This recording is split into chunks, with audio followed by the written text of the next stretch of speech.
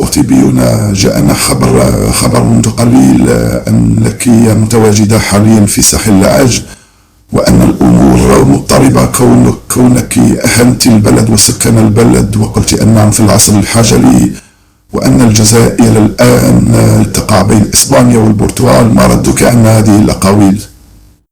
خويا حفيظ ربي يحفظك ويخليك لينا، وإن شاء الله نزيدو نسمعو مرة أخرى.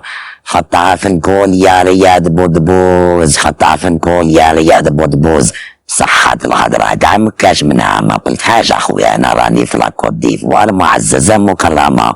هادي اللي قالتها هاديك المزعوكة، هاديك المزعوكة ربي يسفر لها الوجه تاع صوفيا. فضحتنا، تحسب يا خو، تحسب كبرت هي تحسب كبرت في سانكيا ماظوني يا خو، وهي البركوكس والخميمسة خسرت لها لاطاي. لو كان انا جيت الرئيسة تاع لاكوت ديفوار نعطيها جفافات جفاف لاكوت ديفوار مش تحت انا العرب.